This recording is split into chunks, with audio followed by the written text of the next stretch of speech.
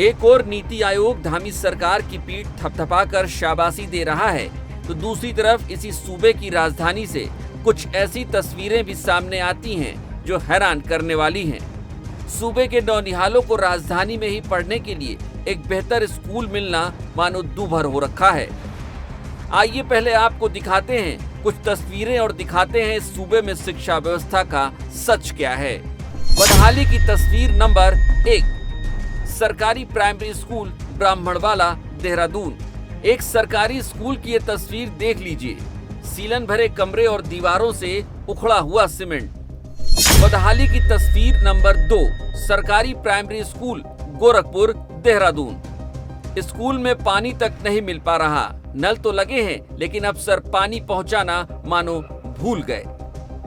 बदहाली की तस्वीर नंबर 3, सरकारी प्राइमरी स्कूल ब्राह्मणवाला देहरादून। ये तस्वीरें दर्शाती हैं कि प्रदेश में शिक्षा व्यवस्था के क्या हाल हैं। टाट पट्टी पर बैठकर पढ़ने को मजबूर बच्चे, अंधेरे और बदबूदार कमरों में बैठे बच्चे। ये महज तस्वीरें भर नहीं हैं, बल्कि इस सूबे की शिक्षा व्यवस्था के सच का पूरा हिसाब किताब है। उन दावों का सच है जो सरकारी फाइलों में देखने को आपको अक्सर मिल जाएगा। ऐसा नहीं है कि ये तस्वीरें सूबे के किसी सीमांत या फिर दूरस्थ इलाके की हों। देहरादून के आर्केडिया गोरखपुर इलाके के इस स्कूल में तो मानो स्कूल के मानकों को ही ताक पर रख दिया गया है। न मेन गेट है और न ही सुरक्षा के कोई और इंतजाम। बच्चे 100 से अधिक और कमरे महज 2। तो क्लासरूम की दिक्कत है। हमारे पास 2 ही क्लासरूम है, 108 बच्चे। 108 बच्चे हैं तो 2 ही टॉयलेट है हमारे पास, तो उसमें भी दिक्कत है।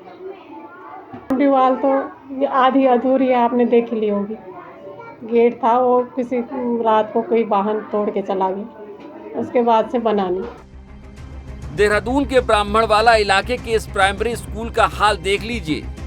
इसे देखकर ऐसा लगता है कि बरसों से इस स्कूल के कमरों को साफ और ताजी हवा मिल ही नहीं पाई। जमीन पर बैठे बच्चे अंधेरे और सीलन भरे कमरों में अपने मुस्तकबिल को संवारने की नाकाम सी कोशिश में लगे दिखते हैं।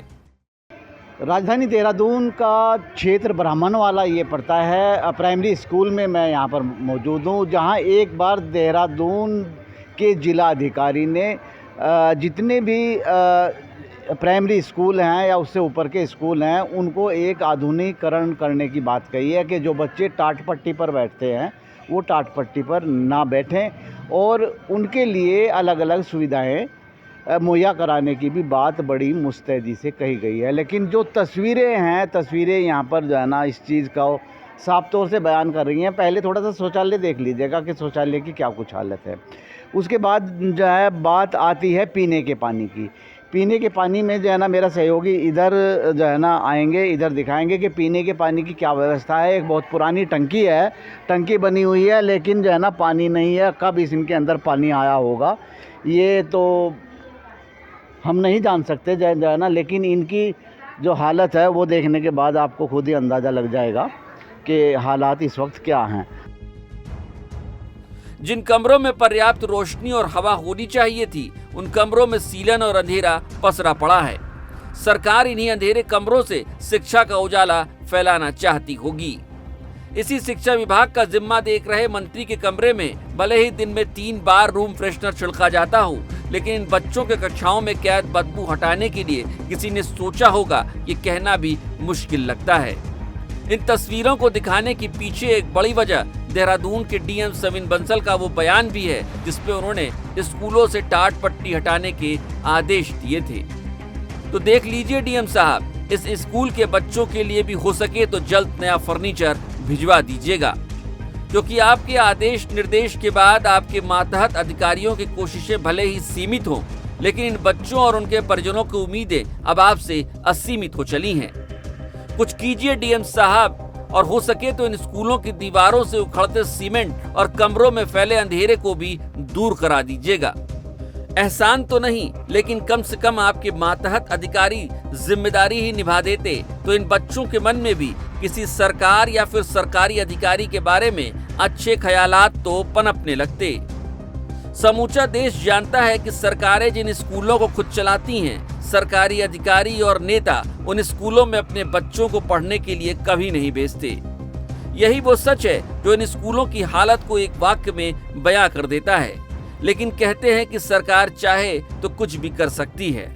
अब सवाल ये कि क्या सीएम और डीएम साहब कम से कम इन स्कूलों की हालत ऐसी बना पाएंगे कि इन स्कूलों में पढ़ने वाले बच्चे खुद के सरकारी अधिकारी या नेता का बच्चा न होने पर दुखी न हो। नीचे टाट पट्टी पर बैठने की एक छोटा सा तस्वीर मैं आपको दिखाऊंगा कि ये प्राइमरी स्कूल है। यहाँ पर 2 क्लासेस ऐसी हैं, ये कक्षा 2 की क्लासेस है। यहाँ पर जो है ना मेरा सहयोगी आपको दिखाएगा कि ये देखिएगा कि बच्चे जो है ना नीचे टाट पट्टी पर बैठे हैं, और टाट पट्टी पर जिस वक्त बच्चे बैठे हैं इनको भी ये उम्मीद थी कि भाई हाँ हमें भी जो है ना कुर्सियाँ मिलनी चाहिए। एक छोटे से बच्चे से मैं बात कर लेता हूँ। आप लोग नीचे बैठे हो हैं, कुर्सी भी चाहिए? नहीं चाहिए? कुर्सी किसको चाहिए? कुर्सी किसको चाहिए बैठने के लिए?